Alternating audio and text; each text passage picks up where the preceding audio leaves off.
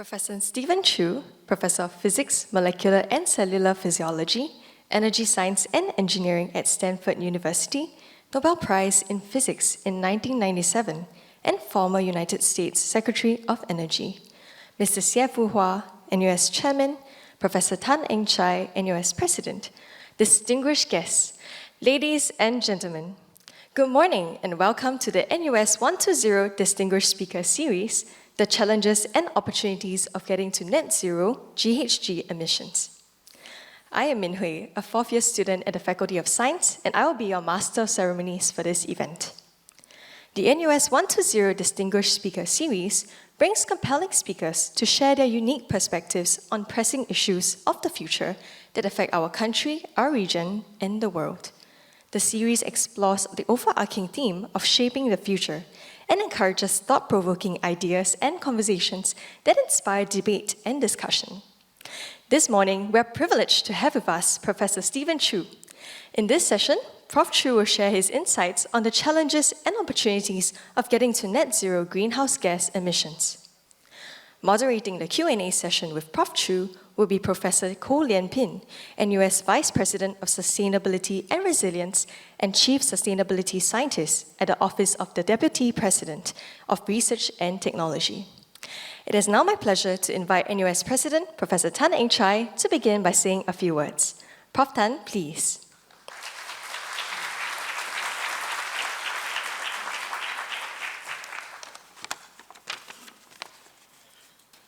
Good morning and a very warm welcome to our NUS 120 Distinguished Speaker Series. Today's lecture revolves around the pressing issue at the heart of our climate challenge, the rise in global greenhouse gas emissions. Greenhouse gases like carbon dioxide, methane, nitrous oxide are actually the primary drivers of global warming. Apart from rising sea levels, we have seen record-breaking temperatures and extreme weather events resulting in disruptions to ecosystems, economies, and communities worldwide. Confronted with the urgency to steer our world towards a more sustainable path, what technologies and innovations stand as solutions to our climate challenges? How do we engender support, action, and commitment from policymakers, global partners, and energy stakeholders? Against this backdrop, I'm privileged today to welcome the 1997 Nobel Laureate of Physics, Professor Steven Chu, as our fifth speaker of the NUS 120 Distinguished Speaker Series. Professor Chu is the William Keenan Professor of Physics, Molecular and Cellular Physiology, and Energy Science and Engineering at Stanford University. Professor Chu was also the first Nobel Prize winner to be appointed to a US cabinet position, serving as the United States Secretary of Energy from 2009 to 2013 under President Barack Obama's administration. An eminent scientist who won the Nobel Prize for his work in developing methods to cool and trap atoms with laser light. Professor Chu is also a member of the US National Academy of Sciences and 9 foreign academies. He has spearheaded significant work in promoting white hydrogen as an alternative to fossil fuels, as well as deploying efficient carbon capture technologies to combat greenhouse gas emissions. Today, as we race to transition from fossil fuel dependence to renewables and other alternative energy, Professor Chu's work remains very pertinent. He has honed rich and unique perspectives, having had the vantage point on multiple sides of the sea. Besides his groundbreaking research as a scientist, his experience in influential science policy roles positions him to navigate the crossroads where scientific research and policy meet. During his tenure as Secretary of Energy, Professor Chu launched research initiatives such as the Advanced Research Projects Agency, Energy, or ARPA-E, and energy innovation hubs to foster energy innovation. He also promoted renewable energy and energy efficiency. While Professor Chu values the contribution of science in policy, having recruited some of the brightest scientists and engineers to the Department of Energy, he has also challenged every one of us to be curious about the world. He once said, and I quote, "I hope all people, whether they are scientists or not, think about what is happening in the world around them." Indeed, the necessary move to a sustainable global energy future calls for collective leadership and ownership from scientists, governments, industry, and individuals. NUS embraces this vision of a sustainable future. We champion sustainability through interdisciplinary research, education, and innovation.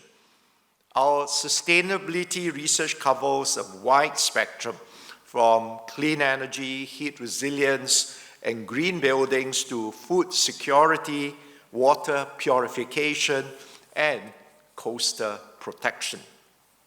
In the energy space, the Singapore Nuclear Research and Safety Institute was established in July this year to contribute to global nuclear knowledge and the safe exploration of nuclear options for a long-term, low-carbon energy future. In the labs, our scientists have been developing perovskite organic tandem solar cells with record-breaking power conversion efficiency. While on our living campus, multiple net zero and net positive energy buildings have been designed with energy-efficient smart systems, hybrid ventilation, and solar panels acting as test beds for advancing innovative energy solutions. NUS also shared Professor Chu's interest in hydrogen-based alternatives. At the NUS Center for Hydrogen Innovations, our researchers continue to make breakthroughs towards making carbon-free fuels such as ammonia both practically feasible and also commercially viable. So in sum, the mission to recalibrate the future of our planet is one that involves all of us. In the spirit of collective learning and action, we are privileged to hear from our NUS120 distinguished speaker, Professor Steven Chu, on the challenges and opportunities of getting to net zero. I look forward to his invaluable insights. Thank you.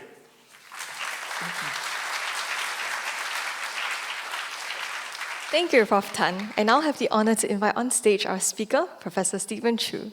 Prof. Chu, please. Okay, thank you for that wonderful introduction. But without further ado, let me just begin. First, let me start the clock so I'll know how long I should go. Okay, so first let me tell you where we are and where we're going.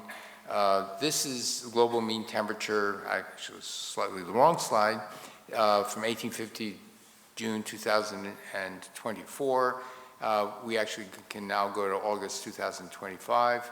And what you see is the first UN goal of staying below 1.5 degrees is being passed today. This is 1.5 degrees up here, and we're going over that today. One of the things I should tell you is this temperature is not really what's happening. There are changes in the climate, increases in temperature that are already baked into the system that we don't yet experience. And why is that? It's because 90% of the additional heat in the ocean from the sun that's being trapped by greenhouse gases goes into the ocean. About 40% of that goes into deep oceans. And it's been estimated that it takes tens to maybe 100 years for the temperature to equilibrate, because it's the surface temperature of the ocean and the surface temperature of land that determines our weather. How do we know this? We actually have 4,000 probes in the ocean every roughly 1 degree latitude and longitude, and these different colors of blue, the top layer down to 300 meters, and so on and so forth, down all the way to below 2 kilometers. So a significant part of the heat in these darker shades of blue are where this lies. So again, they're going to be warming up the surface, and then as they warm up the surface, the temperature will rise some more. How do we make these measurements? We have these Argo floats. That's one of them. You drop them overboard, they just free float. They drift around, they spend some time at 1 kilometer, they descend down to 2 kilometers, and even the newer generations can go deeper. And then every 10 days or so, they surface the Earth, they radio the information of the temperature and the salinity of the water. Salinity is very important because it tells you the density, and that can enable people to determine the ocean currents and the drivers. We have a lot of these. There are nearly 4,000 of them in operation today. 2,300 are from the US, so the US is paying for more than half. Up until today, or I should say up until a year ago, Trump doesn't want to pay for anything more. And so when that happens, you're going to lose half your stuff. It's been mentioned in the introduction that the weather is becoming more erratic. This is not a matter of climate models, it's a matter of observations. And what we're seeing is we're seeing bigger oscillations between very wet and very dry years. We're seeing oscillations in temperature also. And it's these oscillations that was the root cause, if you will, of the great Los Angeles fires. They had a very wet season, a lot of weeds. Los Angeles very dry, but very wet, so a lot of weeds grew up. Next year it was very, very dry. So it had essentially tinderbox conditions. Okay, where are we going? This is some scenarios. On the x-axis is plotted time from 1990 to 2100. On the y-axis is the total yearly greenhouse gas equivalent emissions in the world. And where we are is right now here. This current policies these are government policies that are in place that are supposed to decrease the amount of greenhouse gases. That is not to say that all the policies are followed, but these are the policies. The pledges and targets are what have been made in UN COP agreements. In order to get to 2 degrees, you have to go to total zero emissions in everything by the end of this century. And 1.5 degrees, you had to go over here. But you see we're actually above current policies, somewhere between no policies at all and current policies. There are some repercussions of climate change that people don't think are sufficiently sensitized to.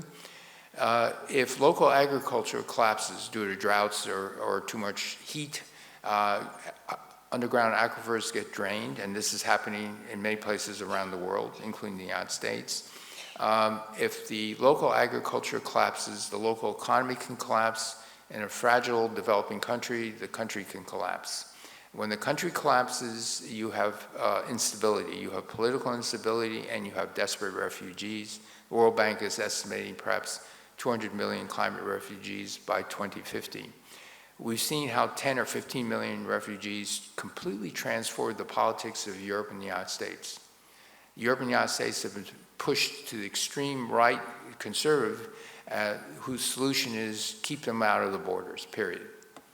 And so this is a significant challenge. If you've got 100 million desperate people, you're going to have a real dilemma. Do you shoot them at the border? What do you do? In fact, that was what the Indian ministers were asking me when I was Secretary of Energy. If climate change, sea level rises, 140 million Bangladeshis what happens?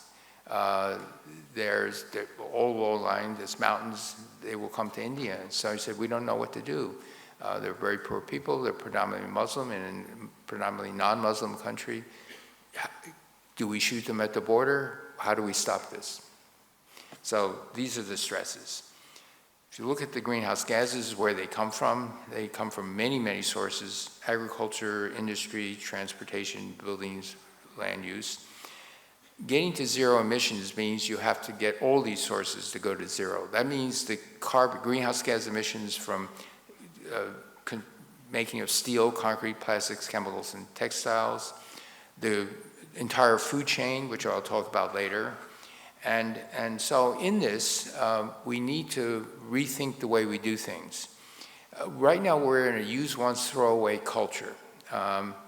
And it just goes beyond just plastic bags and papers. We throw away appliances. We engineer them so instead of a refrigerator lasting 30 years, which we can do, we design them to last 6 or 7 years. Warranty is 7 years. They fail at 7.1 years. Very well engineered. And you should also think about buildings. And so the mantra really is not to recycle.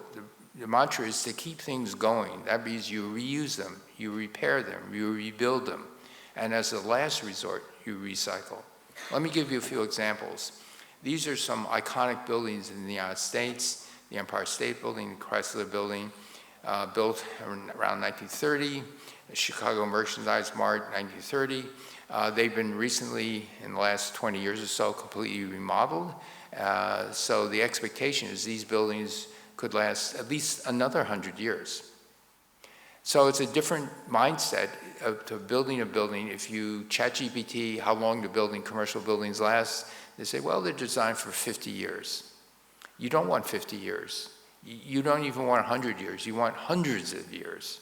Because when you destroy that building, the steel is recyclable, the copper is recyclable, the glass is not, the concrete is not. Nothing else is recyclable. And so it's just expending resources. There are examples of buildings that last quite a bit longer than 100, 150 years. These are two examples of operating buildings and when they were built. They're still being used today. Okay, so we actually have wooden buildings that are operating and lasting 500, 1,000 years. Because we know about paint. If you keep the wood dry and you keep it painted, it can last for a very long time. So we have to think back to things like this. Now let me tell you some good news. The cost of renewable energies, notably wind and solar, are plunging. This red line here is the cost of generating electricity in the United States, which has some of the least expensive cost of natural gas, $5 a million BTU. And you see that solar voltaic, onshore wind, even geothermal is getting below the cost of fossil fuel.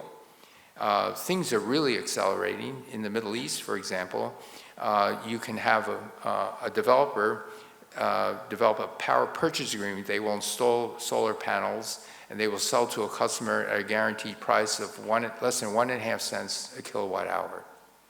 Australia, similarly, less than 1.5 cents, going to 1.2 cents a kilowatt hour. So if you have lots of sun, the solar is now so cheap, it really undercuts any other form of energy.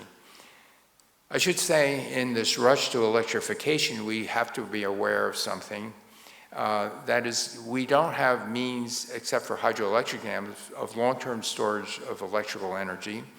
We cannot stockpile coal, or we cannot, as we do coal, or bring onshore into big tanks crude oil or refined products.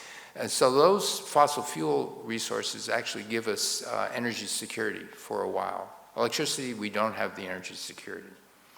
I want to show two more pictures of technologies. These are wind turbines. The Chinese are beginning to dominate the wind turbine market.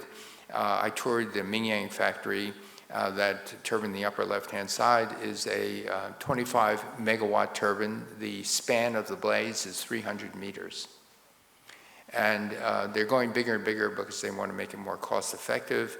The same company is making now dual turbines, floating turbines, either near offshore or deep offshore floating turbines, have to be survive strong typhoon winds, and this prototype is 50 megawatts. It's amazing, amazing turbines. Okay, so we're going to need a fourth industrial revolution, but I want to stress that even though the cost of renewables is less, the real cost includes all the backup generation systems, the transmission distribution systems that have to be very sophisticated, and energy storage. So the real cost means the renewables have to be maybe twofold cheaper than fossil fuel when you incorporate all of these other things. Okay, so let's talk first about electricity transmission and distribution. Currently, China is leading the world in high voltage transmission distribution. This is a 12 gigawatt transmission line, 3,300 kilometers, operates at 1.1 megavolts. That's pretty high voltage. There's a law in physics that says for a given resistance, you go up in voltage, you can actually, the amount of power you can transmit goes, if you double the voltage, you square, it's V squared, so it's 4 times more power. The size of these 1.1 megawatt lines this is the insulation standoff between the conductor and the wires, and to give you a sense of the scale, those are people down there. Okay, so we need transmission distribution. We need to coordinate the transmission of energy to where renewables are, and are abundant and inexpensive. And so now Europe is planning, the red lines are plans for coupling Iceland, which is very rich in renewable, all their energy is renewable, mostly hydro, but some geothermal. Norway, all hydro, to actually interconnect Europe to this. And so Europe, in order to plan for the future, has to get together with other countries in Europe to coordinate this. There has been some talk about perhaps having high voltage transmission lines to take advantage of the fabulous sun in northern Africa, very poor, not populated at all, to actually have links to Europe. Europe, the color, when you see light green, that means the solar is not good at all. When you see dark red, it's very, very good. And so apart from maybe Spain and a little bit of Turkey, solar is not so good. The only trouble with this is, will these countries be stable enough so that you're not susceptible to a disruption of electrical access? This is a real challenge. Singapore also is proposing many plans. So here in Singapore, to begin to tie the electrical systems to Thailand, Cambodia, Vietnam, to Indonesia, Brunei, and other places. They're also talking about tying electrical lines, undersea cables from Singapore all the way to Australia to take advantage of this truly inexpensive solar power. And so there are 2 hurdles there. First, underground cable over longer distances is very expensive. So it's a technology challenge. How do you get the costs down in order that you can do this? The other thing is that each of these countries has their own special interests. If you've got a lot of, for example, hydroelectric power in a place like Thailand, the people in Thailand don't want cheap hydro to go to Singapore. They want to keep the electricity in their own country to be cheaper. So they're not really fully cooperating. I ran into the same problems in the United States where you have hydro access. The people with cheap hydropower don't want cheap electricity going to California, because it might raise their price a little bit. Overall, the country benefits greatly, but there are these hurdles. So that's some of the challenges. But Singapore must do this. In fact, Southeast Asia really has to do this in order to get into a more sustainable world. Let's talk a little bit about energy storage and grid stabilization. So as an example, I show you in California, yellow is the amount of solar being generated on May 23rd, 2004. These various different colors. This orange is wind. These are imported energy and batteries. Black is dark. This blue is hydro. Black is is fossil fuels, and the green is nuclear. And even though in the peak around noontime, there's an excess amount of solar being generated, you can't really turn the hydroelectric dams completely off because it will kill the river. So you need some flows. But anyway, so we have to deal with this. This is excess energy. You either export it to surrounding states or you throw it into the ground and warm up the earth. And you don't want to do that because you're not recouping the investment on your assets. In terms of energy storage, this is a picture of my favorite battery. Let me tell you how it works. When you have an intermittent source of energy, wind, solar, you do the energy intensive thing, namely you pump water from underground into a water tank. Irrigating means you just open the valve, and so that's a low energy issue. So you do this. Up until very recently, 95% of all energy storage was actually pumped hydro storage. Water at a certain height, and you let the water come down. This is beginning to change rapidly. For example, if you look at pumped hydro storage and grid-scale batteries, this is what we were in 2015, 142 gigawatts of pump storage, and maybe 1.8 gigawatts. That's the power, the energy, 3.5 gigawatt hours.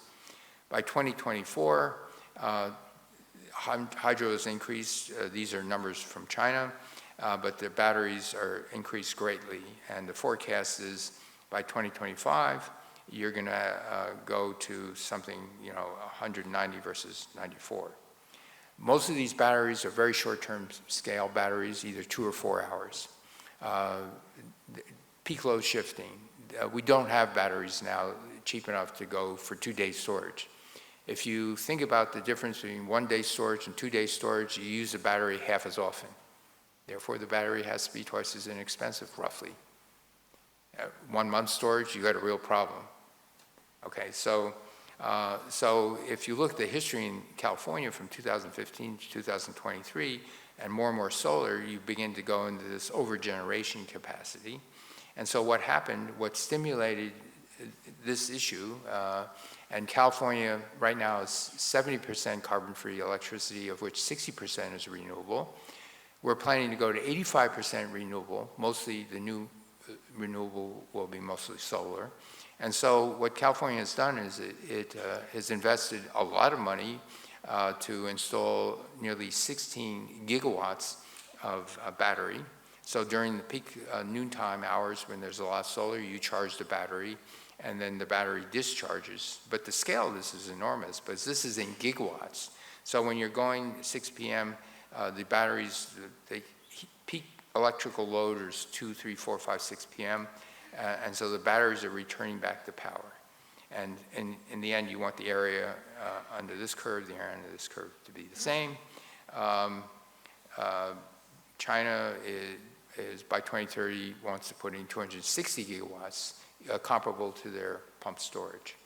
Another exciting opportunity is that batteries are being developed that don't need a controlled air conditioning. Right now, today's lithium-ion batteries, if they get too hot, they stop working. They decompose. The chemistry just decomposes. So you need to put in an environment that protects them from temperature extremes. They don't work well at low temperatures. They don't work well at high. They completely fail at high temperatures. And so sodium-ion batteries have the ability to operate as high as 60 degrees C, as minus 30 degrees, so they can be put outside in a non-enclosed protected environment. These things are more money than today's standard for the utility scale, which are lithium iron phosphate. But perhaps in a decade, 2 decades at the most, these will become cost competitive. Once you have these batteries, you can start putting batteries in very high climates like South Asia, Sub-Saharan Africa. So this is another breakthrough that's beginning to emerge. Talk about electrification of transport. The ICE is internal combustion engine vehicles, and these are EVs. The data stops at 2022, and these are projections. Now, in fact, what's happening is the EVs are beginning to plateau somewhat because early adopters have the EVs. The layer ones are thinking, well, you know, I've got range anxiety. I don't have a garage. I can't charge on the street. So they're buying plug-in electric hybrids. And so what we need are effective charging mechanisms.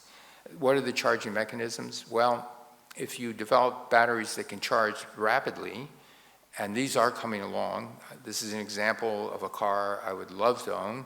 It's built by a cell phone company called Xiaomi. I toured their factory, and I said, you know, 4 years ago they started building cars. And they built this Xiaomi SU7, the max version, the high-powered version. Can go 0 to 100 kilometers in less than 2 seconds. I rode in one of them. The flesh in your face pulls back. And 0 to 200 kilometers in 6 seconds. It's crazy. The high-end motor they made, they developed on their own, is 578 horsepower, turns at 27,000 RPM, and only weighs 42 kilograms. It's this big. The motor turns so fast that they had to develop their own special steels so that it withstands centrifugal forces. It's very cute because they used AI to help them design the steel. So this is kind of some of the technology, and it's a beautiful car. They wanted it beautiful, so they hired the designer Porsche to say, can you design our car? So it looks like a Porsche because it was the same designer. It's the same price as a Model 3, but it's a much better car. It has this thing in the top over here is LiDAR. So it's auto drive, it's got better auto drive, and it's a safer car. It's a better built car. It has real controls. The Tesla Model 3 has nothing except a screen.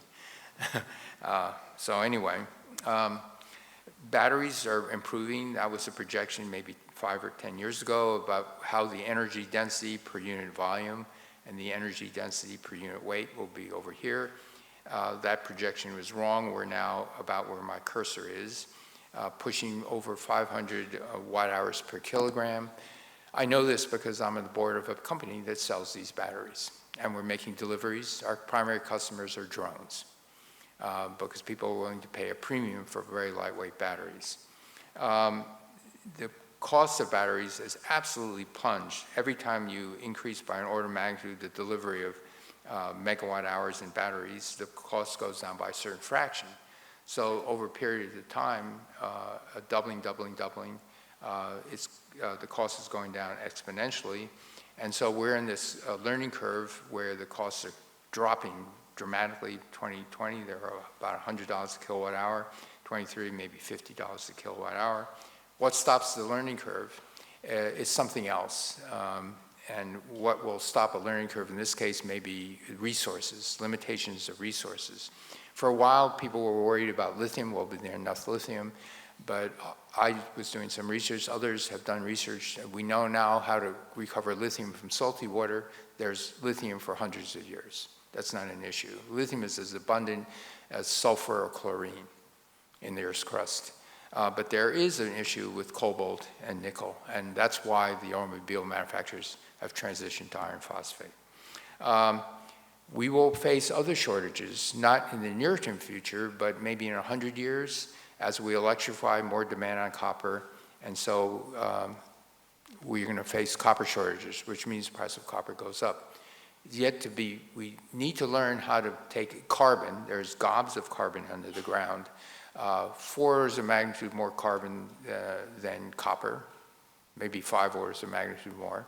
If you can turn carbon into a good conductor and make it economical, you have unlimited supply of conductors. But we don't know how to do this yet. So that's the challenge. Look at these other things and where they're coming from. I've already talked about that. I do want to talk a little bit about history. Knowing where we came from is important. There's an old famous expression, those who don't study history are doomed to repeat it. Yet those who do study history are doomed to stand by helplessly while everyone else repeats it. I sort of feel this way. And so let's talk about history. I'm going to skip this and go directly to the development of a commercial way of making steel. So it's due to Henry Bessemer, the so-called Bessemer process. And during the height of the Crimean War, the chemical explosives got to be better and better, and they were so powerful they would blow apart the iron cannons they had. And so they wanted a stronger material. And so even though steel was invented thousands of years ago, there's no way of commercializing. And Henry Bessemer found a way of doing this. To remind you, the Crimean War was a war in which Russia invaded Crimea, and France and England decided that was a bad idea, so they went to war, which we see repeating itself today. The importance of materials, it cannot be understated. Everybody knows about the invention of the transistor at Bell Laboratories. So the first patent for the point contact resistor in 1947. Bill Shockley invented the so-called junction transistor based on the quantum mechanical theory he was developing. Shockley is the father of the application of quantum mechanics to the semiconductor electronics. But the transistor revolution would never have occurred if it weren't for these two people. Let me focus on Bill Fan. He invented a way of taking an ingot of germanium that had impurities in it, and he had a little heat source that would melt the germanium and let it solidify. But when it solidified, the impurities were driven out of the recrystallization. So by going back and forth, he would drive the impurities to the ends of the thing, and what you left in the middle was very, very high purity germanium. Also works in silicon. But the first transistors were germanium. It was this invention that enabled Bell Labs to commercialize the transistor because it was pure enough that you can dope it at whatever level you want.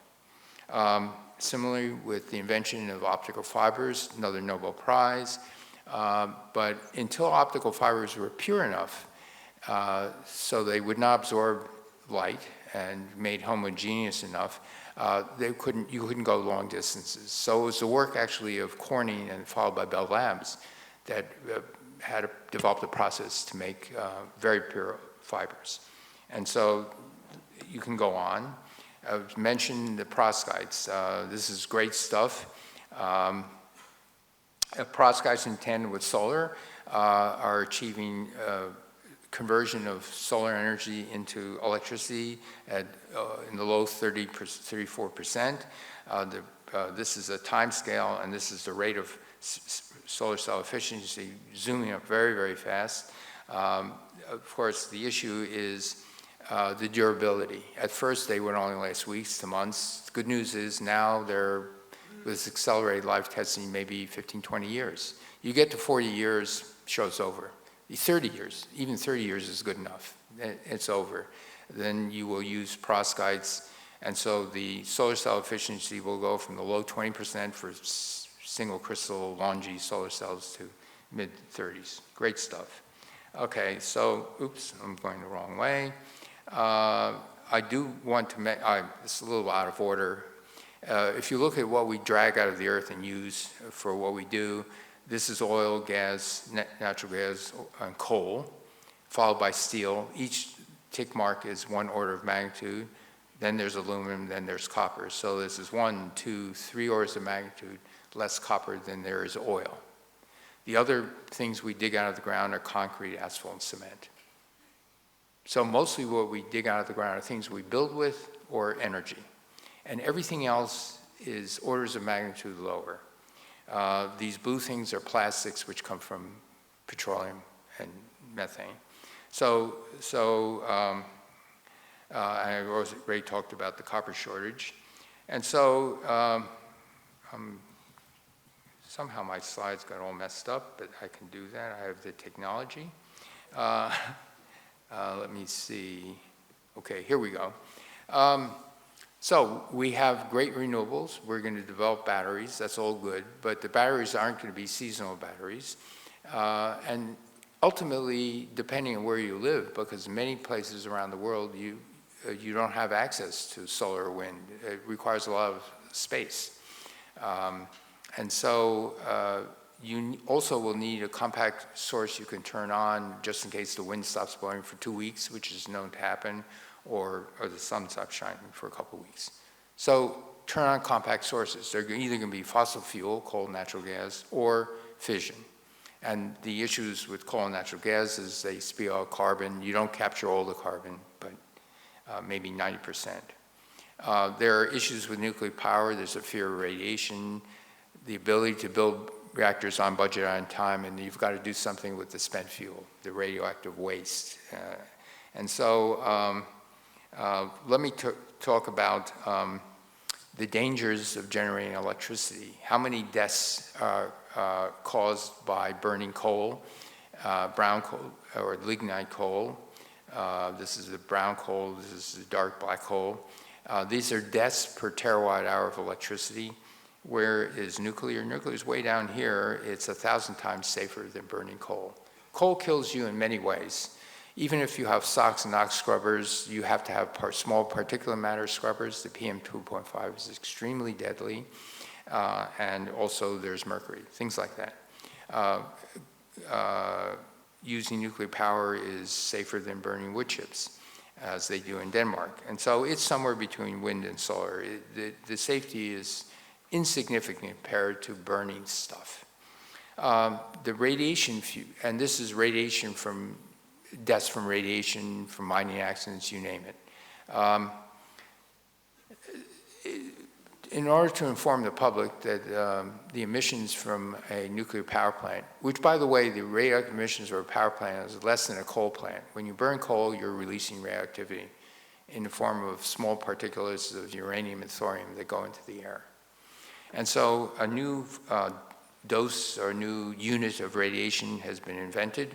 It's called banana equivalent dose. How much radiation do you get from eating one banana? The banana is radioactive. It has potassium that was created when our solar system was created from the supernova or wherever we came from. And you eat it, and it lands in your body, and it stays there, and it just decays. The acronym BED translates very well. In Asia, 1 cup of bok choy is the equivalent of 1 banana, so it's still a BED. So you're saying, maybe I should avoid bananas, but it's in actually most of your food. Not only bananas, but potatoes, meat, and other things. Brazil nuts are really high. And so, now, is this a danger to your health? The answer is no. Health authorities aren't telling people, don't eat your spinach, don't eat your bananas, don't eat, well, they're saying eat less meat, because background radiation varying over factors of 4, 5, or 6, there's no higher incidence of cancers. So at that level, it's not an issue. So there is hopefully going to be a nuclear renaissance. Microsoft, this is 3 Mile Island, these are the 4 cooling towers. One of the reactors was damaged, it was a partial meltdown, but one of them was simply turned off for economic reasons. Microsoft is bringing it back online. It's going to take a couple of years to bring this back online because they want to use the electricity for their computer centers. And most of the exascalers, Microsoft, Amazon, Google, others, want clean power. But now, with the push of AI so fast, you can't get the nuclear reactors built at minimum of 10 years for a new reactor, if all goes well. So they're turning to natural gas. The small modular reactors come in all sorts of sizes. This cartoon is supposed to be of a person. This is a B&W reactor, a NuScale reactor. In terms of power electricity, 100 to a couple hundred megawatts, down to tens, or 100 to even lower than that. Can we learn how to build nuclear reactors on budget, on time? The answer is we forgot how. If you look from 1970 to 2022, this is the cost of nuclear reactors in the United States. It started going up. These are some events, 3 Mile Island, Chernobyl. These things, the French, they were able to keep the increase lower because what they did is they settled on one design and they started building the same reactor over and over and over again. And so, but now recently, after the year 2000, there were 2 additional new nuclear reactors that were built in the United States, and they were way over budget. The budget was ostensibly going to be down here, and they were a factor of 3 over budget. But these are billions of dollars over budget, $10 billion, economic hole that no utility company really can, it has to be passed on to the consumer. The French built a new nuclear reactor, also way over budget. The Chinese actually have established a learning curve. The same strategy. You settle on a design, they settle on an AP1000 modified, and you start building reactors, and their cost is going down, down, down. If you can build nuclear reactors in this region over here, you've won. But these new nuclear reactors will last maybe 80 years, not 40 years. Even the US reactors licensed for 40 years, the National Nuclear Regulatory Agency is going to extend them for at least 20 more years, probably another 20 years after that, because they were so conservatively built. Okay, so what about the safety of these reactors? The ideal is you want to be walk-away safe. That means an event occurs, you've lost complete control of the reactor, you just have to walk away from it. Will it melt down? Will it contaminate? Will it release radioactivity? And the strategy is very simple. You have the fission primary vessel doing the fission, you have the primary cooling, you have everything in a big tank of water.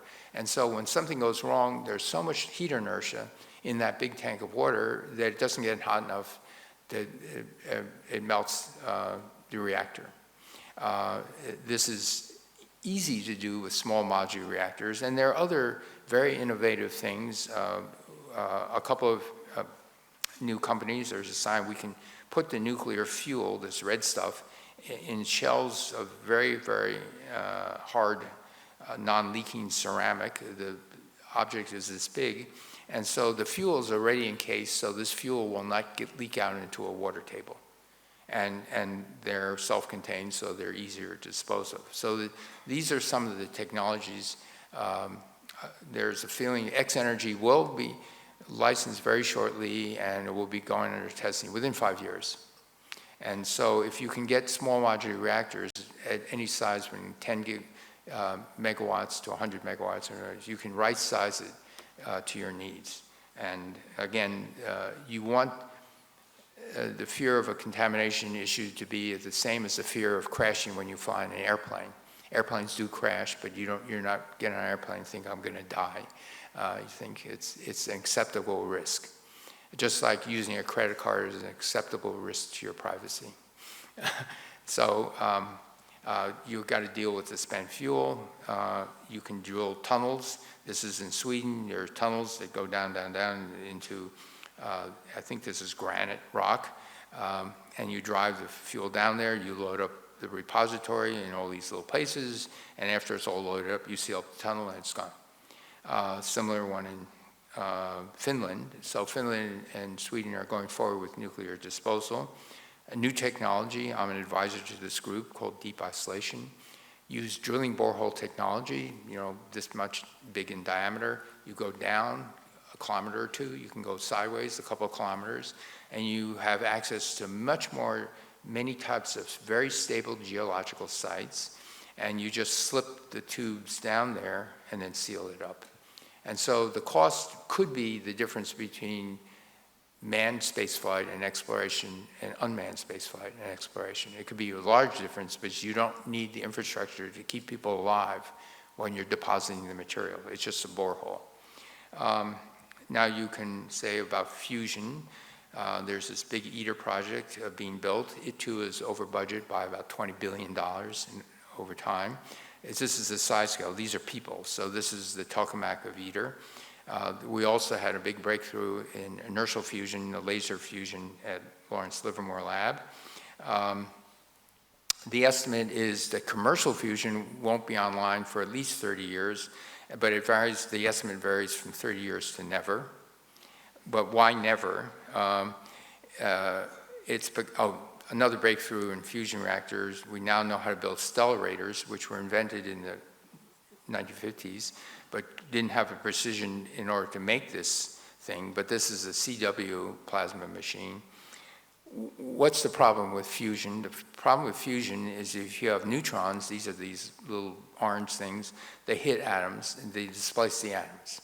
And because the neutron flux in a commercial reactor is so intense that these atoms are moving. They move 50, 100 times a year. And in addition to that, there's alpha decay, helium nucleus, and the helium find each other and they form bubbles. And so this material just swells, the integrity breaks up from polycrystalline to mush with Swiss cheese of helium. And so the thing falls apart. So the interim, quote, solution is you have a sacrificial layer that protects a vacuum chamber, but you have to replace the sacrificial layer every 5 to 7 years. But it's radioactive, neutron activated. And so this is some of the things we need to work through. In the end, I think it probably is going to be possible to make some material that could be partially self-healing. And so you don't have to do this. So you can keep the reactor running for longer periods of time. Okay, so let's talk about, I don't know where I was trying to throw this together and did a lot of juggling slides. Let me talk about food production and the agricultural revolutions. There were several agricultural revolutions. The first one, we domesticated plants and animals.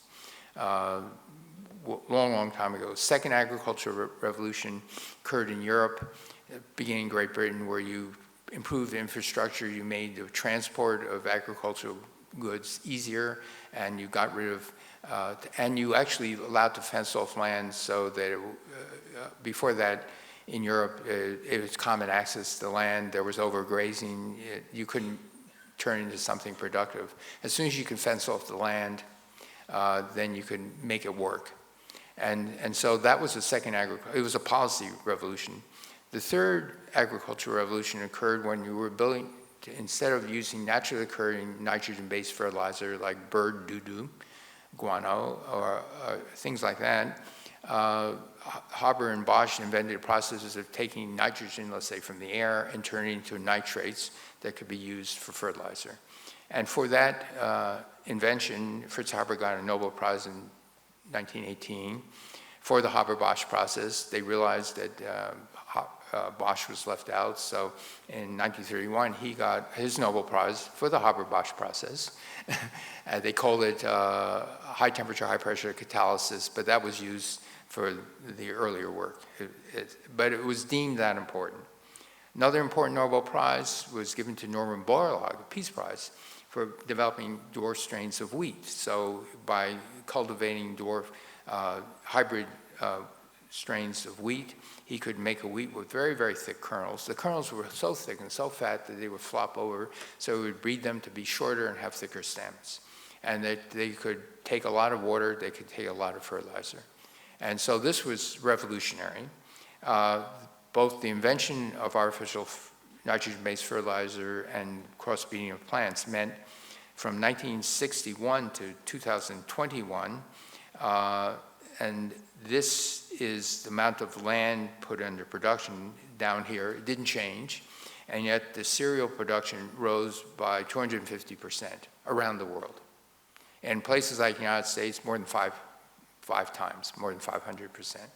And so we have the ability to raise food for 8.2 billion people, and maybe even 10 billion, but it's a food distribution problem, a wealth distribution problem, not the ability to feed. But this was the agricultural revolution. Anyway, we're now learning that unintended consequences, especially in meat and specifically types of meat. If you eat beef, the environmental impact in beef is quite high. On the x-axis, going from left to right, this is more greenhouse gas emissions. So if you eat chicken, you have tenfold less environmental impact than you eat beef. But of course, eating chicken still has environmental impact compared to rice or wheat or things like that. But still, it's something to keep in mind. If all the dairy cows in the world and all the beef in the world were a country, they would have more greenhouse gas emissions than any country in the world except China. We're talking about gigatons of greenhouse gas emissions each year from beef cattle because the beef burp methane. We're trying to make the more refined beef so they less impolite, they burp less methane. We're trying to see if we can make it in the feed. A certain seaweed makes it, but it's, they don't like the seaweed. But anyway, we can try to do this, but in the end, you know, eat less beef. It's not good for you, and it's expensive. But there's something else going on, and that is, even if you make the production of the fertilizer carbon-free, it's now 8% of greenhouse gas emissions just to make the fertilizer, you have nitrous oxide. This is the nitrogen-based fertilizer. If it's not absorbed by the soil, other microbes turn it into N2O. It's a very significant greenhouse gas. It's 300 times worse than CO2 and it lasts 100 years. And this, as the world is getting richer, the fraction of greenhouse gases to N2O is increasing because we're using more and more fertilizer. If you look at the graphs, and we don't have a solution for this, but we need fertilizer. So there is a potential solution, and it's come out of a branch of science called synthetic biology. What is synthetic biology? You put in whole metabolic pathways into organisms. And a company called Pivot Bio in the Bay Area collaborated with a synthetic biology company called Zymergen, and they developed microbes. So when these microbes are planted with corn, microbes ended up in the borderline of the roots in the soils in the so-called rhizome, and they feed the plant nutrients that are naturally occurring in the soil. And so this is with microbes planted in half the fertilizer, and this is corn without the microbes. And now that was great, except it still needed half the fertilizer. The other bad thing is it took 8 years to develop this because we can only put in one gene at a time. Even though microbes replicate very rapidly, in order to find a near optimum, a good solution, it took 8 years. Zymergen went bankrupt because of that. And so I was living through this, and I said, the rate limiting step is you don't want to put in one gene at a time, you want to put 10 genes at a time. So in my lab, we're trying to figure out how to put it with good reliability, 10 genes at a time into microbes, so you can combinatorially accelerate the discovery process. All soils are different, so it's got to, but this has the opportunity to replace fertilizer for not only corn, but all the major grains, wheat, rice, sorghum. In fact, I'm thinking, why don't we manipulate microbes so when you flood the rice paddies, you don't have methane generated as much. So these are real opportunities, but still unproven. There's an existence proof, but it's not widely distributed. Okay, let me talk on if you want to talk about sustainability, how can you be really sustainable when you go from 1 billion to 2 billion to 8 billion to 10 billion and so on? But all the economies of the world for centuries have been based on having more younger workers support a smaller aging population. This is known as the Ponzi scheme, where there are more young investors paying, and there are new investors pay off the older investors, and you don't have to do anything because you just grow it in this so-called pyramid scheme. And so now there's something good happening, potentially good. People all over the world are choosing to have fewer children or no children. So there's a population decline. And right now the politicians say, we need more people because we need them for the jobs. And so can you have more babies? They're urging their population to make more babies, but the young people are not listening. And so this is the fertility rate. In order to, if you take all the women averaged, you need a little over 2 children per woman during her time of childbearing age to break even. South Korea is 0.7. It's the lowest fertility rate in the world, but it's followed, Europe is 1.38, China is 1, and going below 1. Even India, which is not a rich country, is now not breaking even in population growth. Okay? The only area in the world which has a high fertility rate is sub-Saharan Africa. It used to be 6 and 7, but this rate is plunging, and projections say maybe by 2100, it too goes below 2. And so again, you should take advantage of this to get out of the Ponzi scheme, but there is social disruption here. But just say overall, the shrinking population will really help conserve our planet's resources. But how do you deal with the shrinking population? If you look at the countries that have to have dealt with it, not in a totally good way, in the sense that this is Japan. Their population began to shrink by 1995, still going down, Taiwan, Korea, China. And so these trajectories are, you have fewer workers, so how are you going to increase the productivity? And the answer is to increasing the productivity you go to automation, you go to AI. And so AI, which is going to displace workers anyway, use AI to start to replace the jobs that we use people for. And so this is what you have to do, but it should be a central thing about, how do you make this transition from shrinking populations to whatever.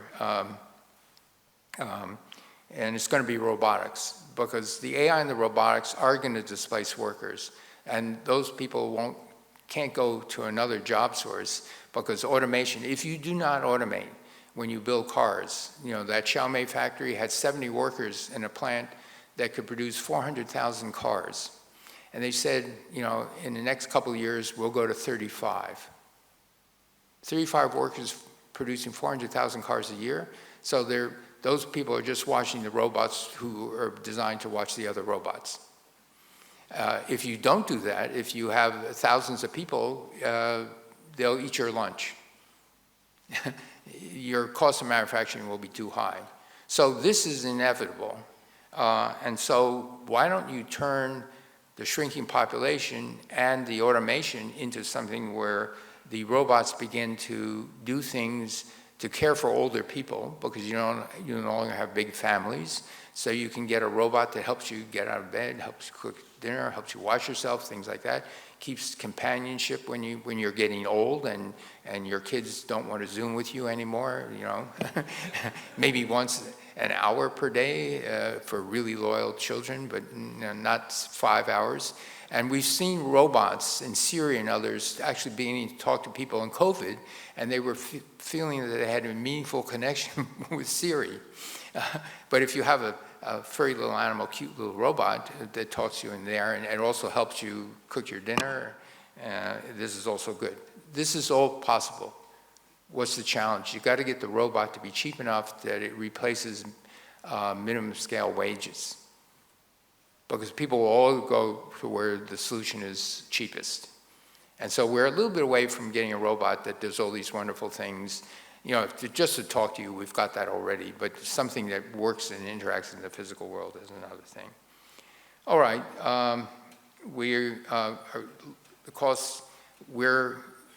as I said, the carbon emissions, the greenhouse gas emissions in general are still going to increase. I personally think we will go over not only 450, but 550 parts per million. And so we'll need to capture carbon from cement, steel, power generation, you name it. We'll need to make aviation fuel based on essentially photosynthesis, capturing carbon. We're not going to escape from liquid hydrocarbon fuels for airplanes in the next 20, 30 years. But you just want that fuel to be made from captured carbon. You also need direct air capture because of things like fertilizer. We don't have solutions. It will take decades to get widely deployed. And so you need air capture, but air capture is $500 to $1,000 a ton. It will never be deployed. My feeling is once you get it to $100 or $150 a ton and society wakes up to the dangers of, not the dangers, but really what is happening today in climate change, the increased forest fires in California, the insurance companies are backing out of fire insurance. You don't have fire insurance, you can't get a mortgage. And so what has happened is the state has moved in and said, we will supply the mortgage, but it's going to be a mortgage at a loss. And so all the insurance and all flood insurance in the United States is subsidized by the federal government, and we're going to do this with fire insurance. So you get into big, deep spending to subsidize insurance because of climate change. And so we're seeing this already. So as I said, we emit 52 gigatons per year, And so we'll need at least 10 or 20 gigatons of capture, of air capture for the next 20, 30, 40, 50 years. That's a lot of stuff. Let me give you by comparison, all of solid landfill around the world is only 2 billion tons. But if you're going to capture 20 billion tons, the density is lower than solid landfill. So you're talking about humongous amounts of tonnage and humongous amounts of volume. Not surprisingly, the volume, the size, and the scale of this is equivalent to the amount of fossil fuel we've been drinking out of the ground. That we now have to put it back. And so that gives you a scale of what's going on. There are many ways of doing this. When I was Secretary of Energy, I funded one, which was an amine tower. You capture CO2 on a chemical called an amine, and the carbon dioxide forms a covalent bond with this, and then in order to release it and to get from, let's say in a coal plant, 15% CO2, or natural gas plant, 6% air, 430 parts per million, to 1 atmosphere, you can compress it and strip it. It requires a lot. The amount, physics says it doesn't require much energy at all, only 20 kilojoules per mole of CO2. But we're using for air capture maybe 500 or 1,000. So it's an inefficiency. Point number one, do not form a strong covalent bond, because once you form a covalent bond with CO2, you got to break the bond if you want to release it. So you want a minimally bonded CO2, like a battery. When the lithium goes to the cathode side, it's minimally bonded, very weak, so you can reverse by a little energy, you push the lithium back to the anode.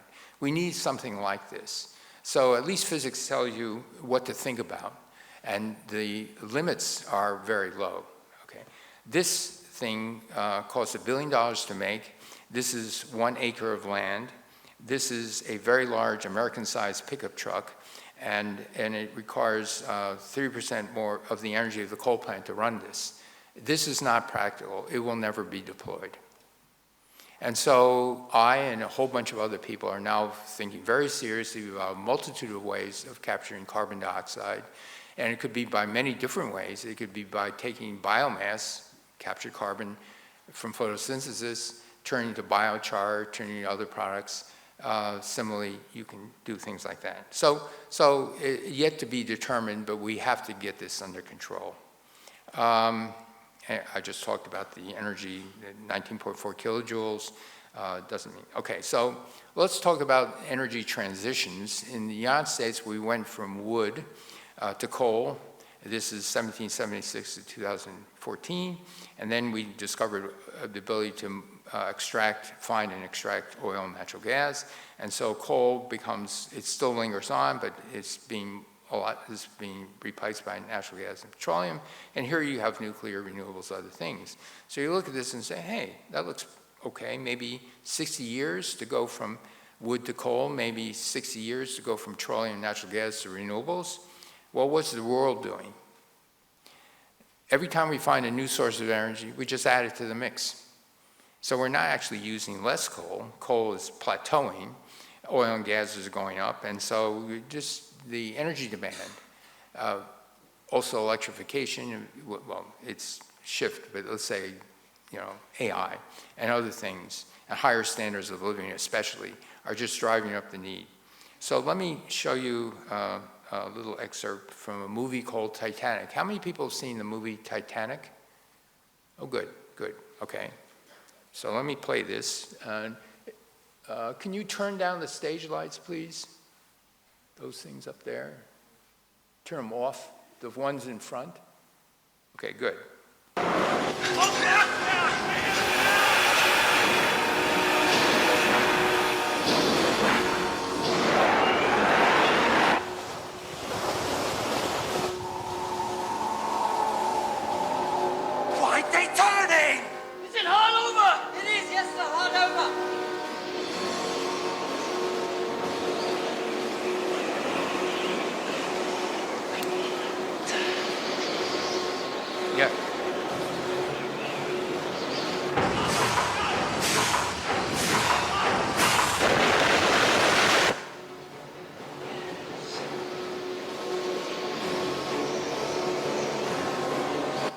Well, you know what happens.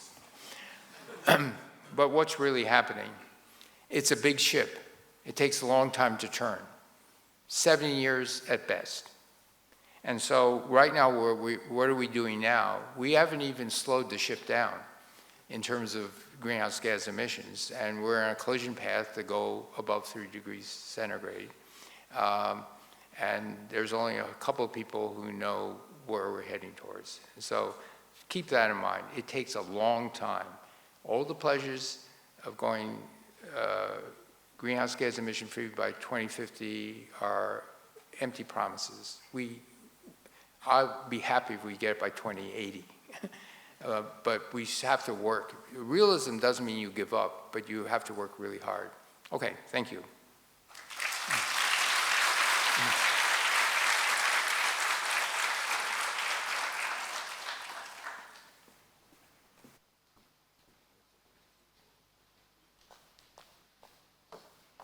Thank you, Prof. Chu. May we invite you as well as Prof. Ko to take your seats on stage for the question and answer session.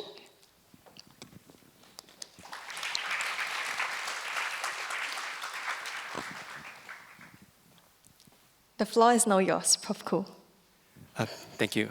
Thanks, Professor Chu, for the wonderful lecture, bringing us through the many opportunities and challenges of getting to net zero, from giant deep-sea wind turbines to more polite cows that burp less, and finally to the Titanic.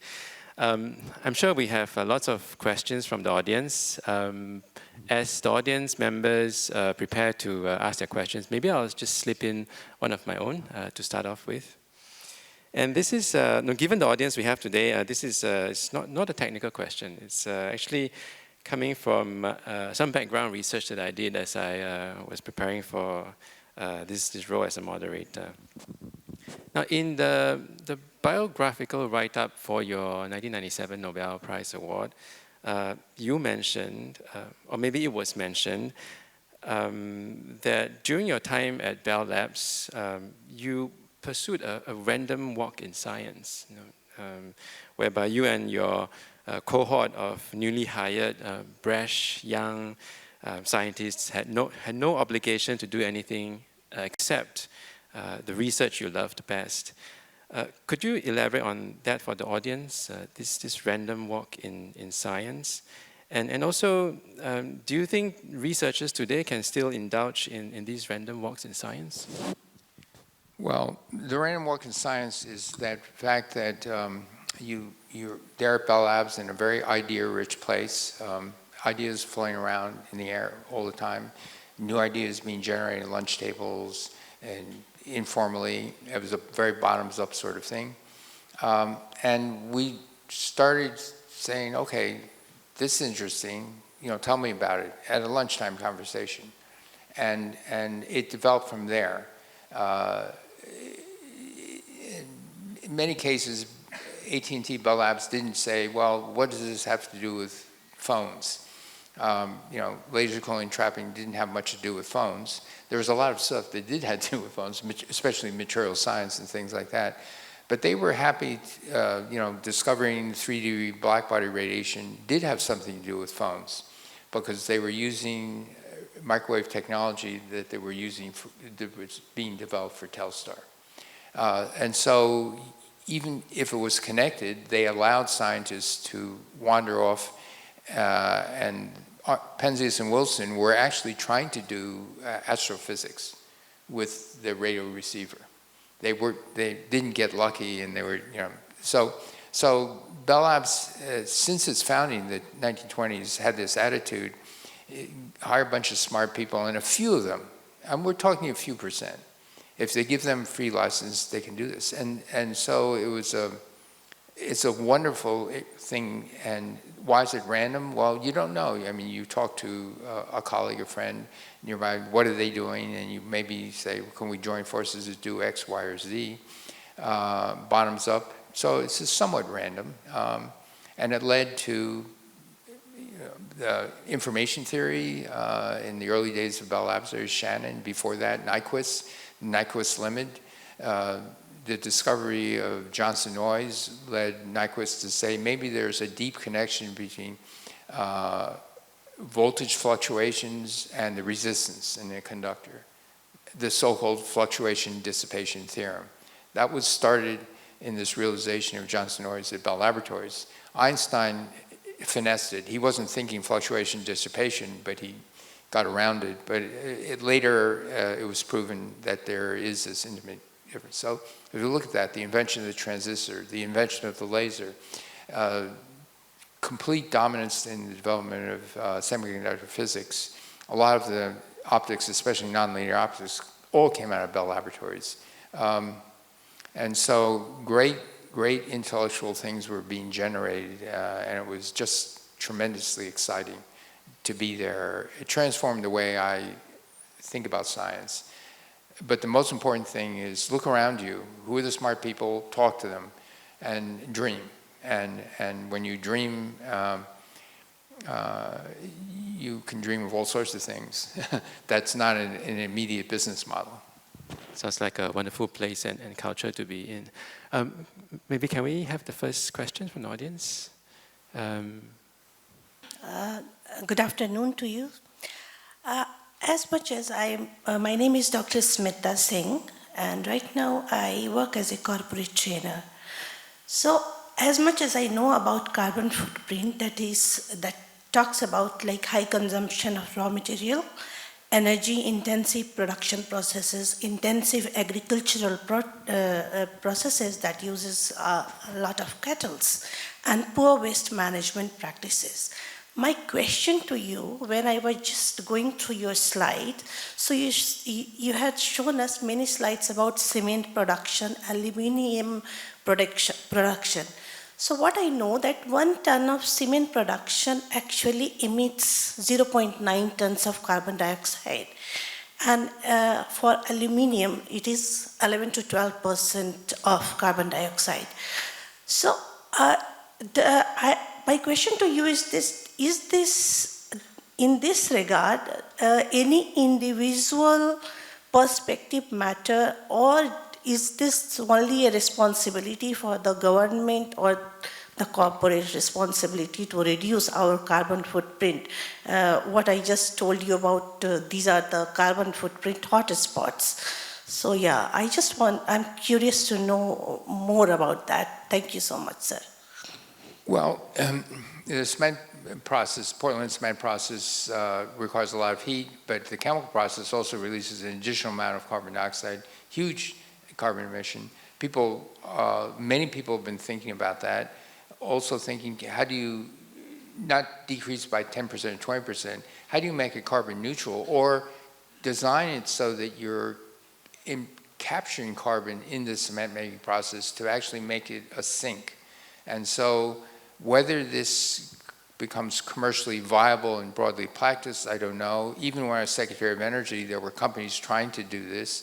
Those early companies in 2009, 10, 11 did not work, but there's better technologies coming. So you look at the processes, the hope is you make cement at least neutral, but maybe even negative.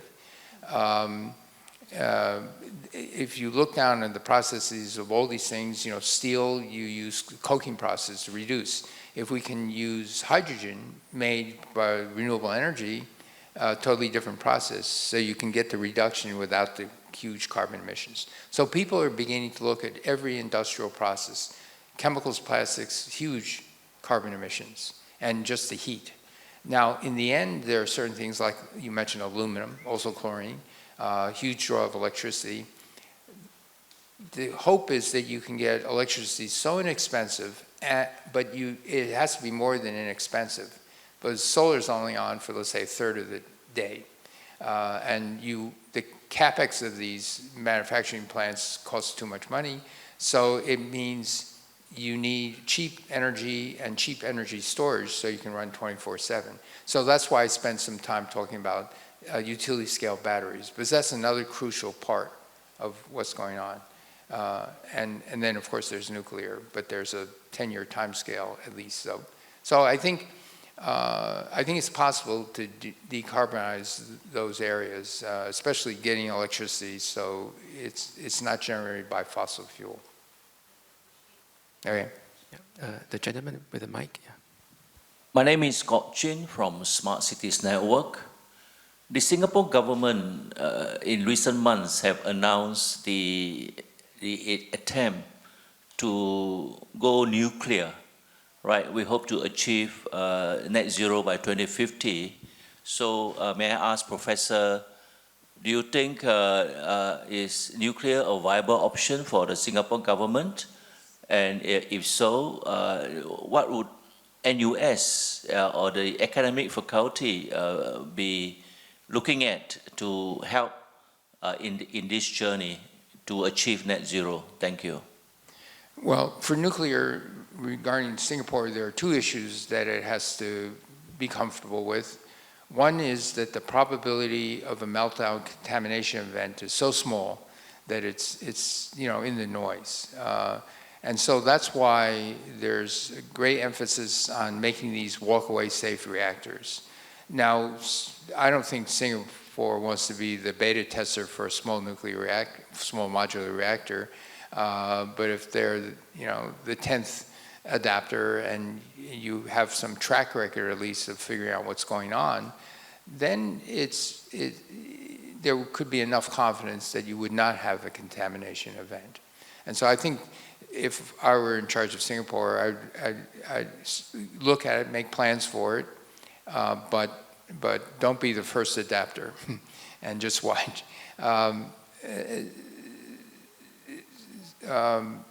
You have to convince the people that this is a viable option.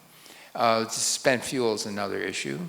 And I talked with some of the people in Singapore about this, and the best possible way, there are two versions. Some people actually say you actually have, you can dig down, hundreds of meters, and there are geographic areas where you can store the spent fuel. Even better is if you can enter into agreements with your neighbors to take spent fuel in even unpopulated areas, unpopulated islands in Indonesia, for example, things like that. What would be the incentive of any country to take anyone else's spent fuel? There's money to be made. In Finland and Sweden, the local towns bid to become the spent fuel sites because they knew hundreds of millions of dollars would be flowing into those towns on a yearly basis. And so if you can do it safely, then it becomes a source of income. And so then, the idea is Malaysia, for example, be induced to, which has a lot more land than Singapore, be paid for the spent fuel, but you have to make sure those countries do it responsibly and they're politically stable enough that you trust that nothing untoward will happen. Australia would be the perfect place, but the Australian people have to, they don't like nuclear at all. But they've got a lot of land. If you're paying, and if they become a repository for a lot of the world, we're talking billions of dollars going into the Australian economy. But right now, the Australians, they have to still warm up the idea that nuclear, if done right, they have an aversion. Canada is another country. Canada doesn't have aversion. They have nuclear power in there. And so Canada is a stable country and lots of land. And so, again, billions of dollars to Canada is a significant input to their economy. So I think the world has to start talking about this because right now the agreement is you have nuclear, you deal with it in your country. But that's not as wise as, it's like, you have your source of energy and you're not going to ship energy to other countries. Right now, the best solutions are you interchange energy, you ship electricity where you can, you make it where it's cheapest and you ship it elsewhere. So I think that's same should be done with spent fuel. But we should start talking about this. I think we have time for one last question. My name is Yongboon. I'm a year 4 chemical engineering student. So I would like to ask about your opinion on ammonia as a hydrogen carrier. So the context is that Singapore is actually actively studying the possibility of importing ammonia and for the use in bunkering as well as power generation. Just now you mentioned about the use of transnational grid infrastructure to actually export electricity from places with rich in solar and wind to places which are deficient in these resources. So, but at the same time, around the world, people are also building a lot of electrolyzer capacity to build, to actually produce green hydrogen from all these solar and wind. And then, you need a hydrogen carrier. Either it's a methanol or ammonia or something like that to actually export this excess of hydrogen produced. So I understand, the economics around this is a bit controversial. So maybe you can comment about the economics of this as well as ammonia, as the future of ammonia as a hydrogen carrier moving forward. Thank you. Well, I'm not sure what one means by the economics is controversial. Numbers are numbers. But the cost of turning hydrogen into ammonia. So first, let's step back. When you put something liquid on a tanker and ship it, the costs go way down. Okay. Now with hydrogen, liquefying hydrogen is cost prohibitive. It liquefies at too low a temperature. And so no matter what anyone's saying about the possibility of liquefied hydrogen, it's not going to work. Liquefied natural gas works great. And so we know that, and so the technology for that is the same ballpark as ammonia. Ammonia is poisonous, so you've got to be pretty careful that it doesn't work. But the idea of turning renewable energy, electricity, into something you can put on a tanker is what we're talking about. And the two logical things are ammonia and methanol. Methanol, we haven't discovered economical processes to turn directly into methanol yet. If you can, that would even be better because methanol can be the basis of a lot of the chemical industry as well. Okay, so liquid carrier is the goal. Ammonia, we do have the technology to do that, so it's possible, but there are safety concerns, other concerns. But, I was pleasantly surprised that the cost of liquefied natural gas has come down by a lot. It used to be a 3 or 4 times premium, but it's not, it's less than 2. And so, again, with learning curves, you get better and better at doing things. And so ammonia, but you got to prove the technology, but we do know how to make ammonia. So I think that's, in the end, it's all about money. It's all about the money to do it safely and to do it at scale. I was just told that we have a little bit more time, so maybe 1 or 2 more short questions. The gentleman on the top left. Hi, Prof Chu. Good afternoon. I'm Dr. Dave Agbar. I'm an alumnus, MBA alumnus at NUS, and I've got 2 questions for you, if I may. Thank you for the privilege for attending your talk today. The first question is, how can resource-constrained countries like Singapore leverage on AI to kind of remain competitively globally in terms of science and innovation? And the second one, if I may, is a personal question. How did winning the Nobel Prize in '97 change your perspectives in terms of leadership and decision-making? Thank you.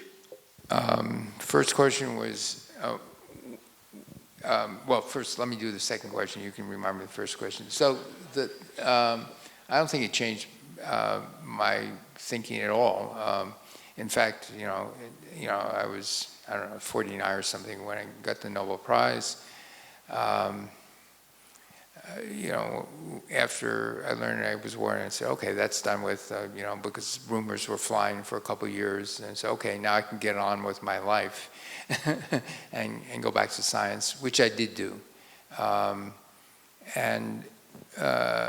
But the public views it a little differently, and so then they think, oh, you got a Nobel Prize, he must know something about everything, which is not true.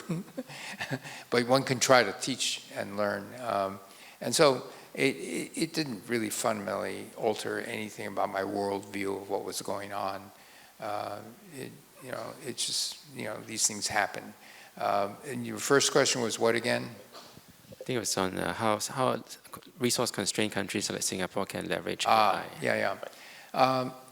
Well, that's, you've answered the question already in the sense that Singapore has no natural resources, and it went from one of the poorest countries, in what it was, this 1965 or something, wherever Singapore was founded, till now to one of the richer countries, or if not one of the richest countries in the world, no natural resources. So what did it do? It had two things. It had great leadership that recognized that the only resource you have the intellectual capacity of its people. And they just said, if you can train a workforce and you can bring in others from abroad to come and work in Singapore and live here, it's that intellectual capacity that generates the wealth. So now with the advent of AI, so you have another helper to extend that intellectual capacity. AI won't replace that intellectual capacity, but it's an incredible tool to be used.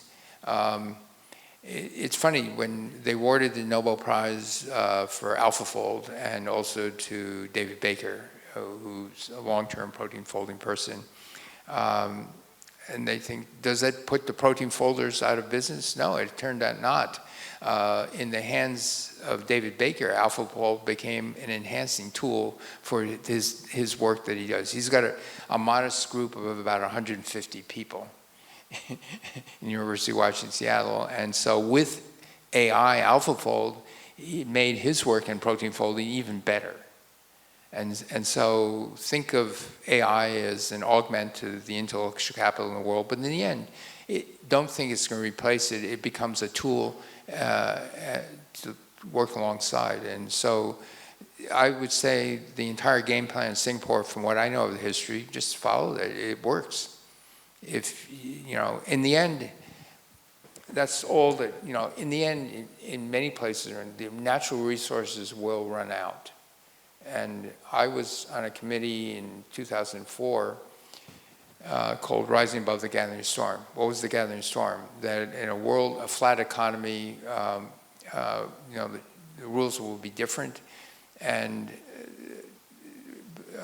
two senators, two congressmen commissioned a study that said, how will the United States thrive in an increasingly competitive, increasingly flat economy around the world? And the answer was actually one or two lines. It was, invest in your intellectual capital. And that's the way to do it. And we didn't specifically look at each technical sector, each science, each technology, and do this. There's only one we talked about, energy, because it was overridingly important. And it was in that study that we devised, it was a 20-people study. It was in that study we devised advanced research projects for energy, ARPA-E, and the national academies then sent me to go to Congress to try to convince Congress to back it, to authorize it, to support it, and they sent me to the Department of Energy to try to get the Department of Energy interested. Congress supported it. It became authorized, but they didn't appropriate the money. I went to Department of Energy, the then cabinet member, Secretary of Energy, Sam Bodman, says, I'm in favor of this. I think it's a good thing, but the people in the Department of Energy don't want it because they're afraid it would displace basic research. Well, the intent is not to displace basic research. Basic research remains the foundation. If you invest in applied research and innovation, keep the basic research there at that level. It's not a zero-sum game. And so when Obama became elected, I became Secretary of Energy. By the way, I was the first scientist cabinet member, not Nobel Prize, I was the first scientist cabinet member in the history of the United States. There should be many per year in the cabinet of the United States. So that's a sad reflection on, and it's not, if you look at around the world, there are not scientists at the highest levels of government. But I think this idea of investing in intellectual capital and things like it, and the creation of ARPA-E. So I was finish the story, so in 2009, I became Secretary of Energy. Because the economy was in free fall, the Department of Energy was given $400 million to spend in 2 years. And the Obama agenda was to do something in health care and climate change. When he recruited me, he said, those are the two things I want in my administration. I want you to lead the energy part. And so we got $400 million. We started ARPA-E. But we knew that it wasn't base budget funding.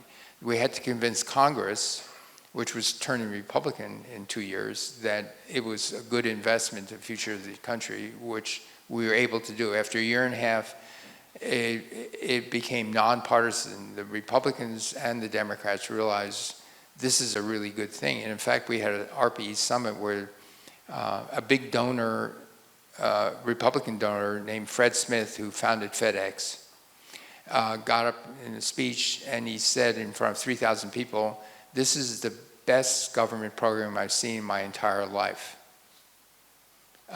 It's great. It's spending money wisely. It's good for us. And that came from a Republican. And so we got Republican and Democrats to say, this is a good thing. And so then when Trump came elected the first time, his presidential request for the budget was zero. Congress didn't go to zero. They just kept it steady, and the next year they increased it. Next year, zero. They increased it a little. Next year, zero. They increased it a little. So I'm not sure what's going to happen in this year's budgets because Trump has gotten more effective at doing what he wants to do. But, and I'm hoping Congress will realize that some of the things he wants to do are not good in the long term or even the short or mid-term for the United States. But remains to be seen. But anyway. Thanks. And on that note, and in the interest of time, I'm afraid we have to call the Q&A session to a close. Please join me in another round of applause for Professor Chu, spending some time with us today. Thank you, Prof Chu and Prof Ko. May we invite you to remain on stage, facing the screen for a group Wi-Fi photo with the audience. Ladies and gentlemen, please remain seated as we get ready to take the photo. Thank you.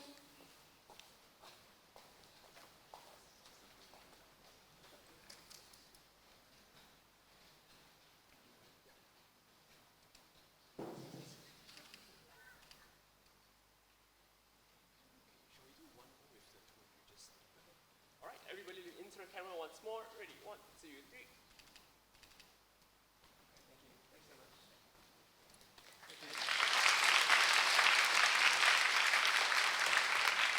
Ladies and gentlemen, we have come to the end of this morning's session, which we hope has been interesting and insightful. Thank you, and we wish you a pleasant day.